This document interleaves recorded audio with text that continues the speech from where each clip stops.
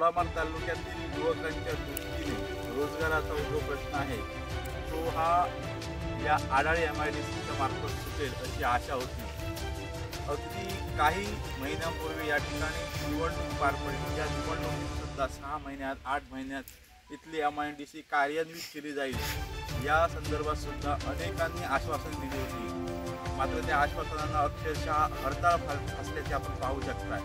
मात्र या MIDC एक वेगळाच खेळ या ठिकाणी सुरू झालेला आहे आणि या MIDC मोठ्या प्रमाणात खनिज उत्खनन केलं जातं आणि ते गोवा, रेडी किंवा इतर ठिकाणी पाठवलं जात असल्याच्या बातम्या येत होत्या। आज प्रत्यक्ष या ठिकाणी पाहणी केली असता माझ्या उजव्या बाजूला आपण पाहू शकता की मोठा खड्डा करून यातून शेकडो डंपर माती जी आहे ती काढलेली आहे। माझ्या मागे आपण पाहू शकता की सगळ्या प्रकारच्या मातीचा ढिगारा सुद्धा या ठिकाणी केलेला आहे।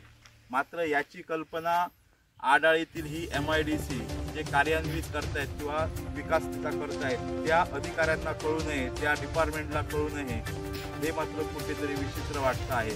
तिथला महसूल विभाग जो आहे तो झोपलाय की काय अशा प्रकारची निश्चित मनात जी शंका आहे ती उपस्थित या ठिकाणी होताना दिसते।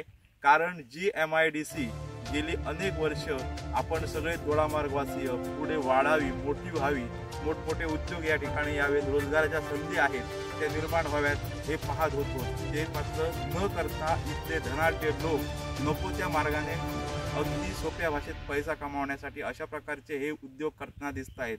हे कुठेतरी थांबलं पाहिजे। महसूल विभाग असेल त्याचप्रमाणे आढळीचं जे MIDC आहे त्याचा विभाग असेल त्या सर्वांनी यावरती योग्य ती कारवाई करून हे कुठेतरी रोखणं आज गरजेचं होऊन बसलेलं आहे।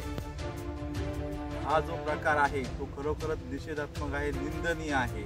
याचा उद्रेक दोडामार्गच्या प्रत्येक गावातून निश्चितप्रमाणे प्रकारे या ठिकाणी होईल आणि जर महसूल विभागाने याच्यावरती कोणत्याही प्रकारची कारवाई केली नाही आणि हे जर अवैध उत्खनन या ठिकाणी जे सुरू आहे ते जर रोखलं नाही तर येत्या काळात आम्ही निश्चितपणे यासाठी मोठं आंदोलन उभारू आणि हे जे धनाढ्य लोक आहेत यांना मात्र धडा शिकवल्याशिवाय हा दोडामार्ग तालुका राहणार नाही। कारण आमचे युवक याच MIDCच्या जोरावरती किंवा या MIDCच्या जीवावरती आज आपलं भवितव्य बनवू पाहत होते। मात्र त्याला कुठेतरी हे धनाढ्य लोक आज बाधा आणताना दिसत आहेत। त्यामुळे दोडामार्गचा प्रत्येक युवक हा या ठिकाणी पेटून उठेल आणि ही MIDCची जी आडाळी MIDC आहे ती आम्ही निश्चितपणे या ठिकाणी कार्यान्वित करण्यासाठी असे जी लोक आहेत या लोकांच्या पेकाटात लाथ घालू हे मात्र निश्चित।